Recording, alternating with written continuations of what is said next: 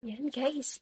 So alam nyo ba na ang Dambana ng Rizal or mas tinatawag natin na Bahay ni Rizal ay isang replika or isang kopya na lamang ng orihinal na bahay o dalawang palapag na bahay noong unang panahon.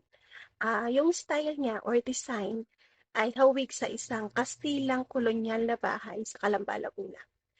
Tapos dito rin ipinanganak si Dr. Jose Rizal noong June 19, 1861. At si Dr. Jose Rizal ay itinuturing na dakila o pambansang bayani ng Pilipinas. So itong bahay na ito ay itinalaga na rin bilang isang pambansang. And another trivia. So no one could be 100% certain, ha? But according to some estimates, ang IQ ni Dr. Jose Rizal is somewhere between 150 to 160. So ang average IQ ng normal na tao ay between 85 to 115. So overall, about 98% lang ng people sa buong mundo or normal persons ang may score below 130. So only 2% of the population lang yung merong score na above and above average. Tapos, alam niyo ba na si Dr. Jose Rizal ay may ability rin na ma-master yung various skills at saka subject.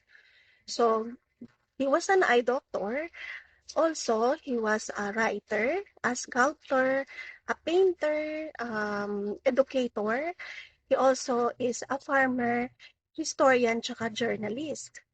Then, ayun na nga, pumasok kami sa bahay ni Dr. Jose Rizal. At alam nyo, ang ganda pa rin ng bahay kahit luma na siya. Tapos, alam niyo rin ba na nasira itong bahay na ito noong ikalawang digmaan? Pero dahil sa Executive Order 145 na pinirmahan ni dating Pangulong Elpidio Quirino, muling naipatayo ang bahay. Tapos, replika na nga lamang ito at ang nag-design ng bahay ay ang ating pambansang scholar ng sining na si Juan F. Nakpil. Tapos ang tanging original na lang sa bahay na ito ay yung sahig na simento at yung balon sa gilid ng kanilang bahay. So makikita niyo yun mamaya. Ipapakita ko sa inyo. Tapos, syempre, yung mga gamit sa loob ng bahay, mga replika na rin yun.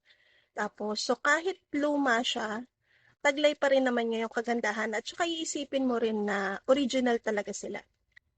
Tapos yung ang mga gamit dito, yung ilang mga gamit sa bahay ay donasyon ng mga kapitbahay.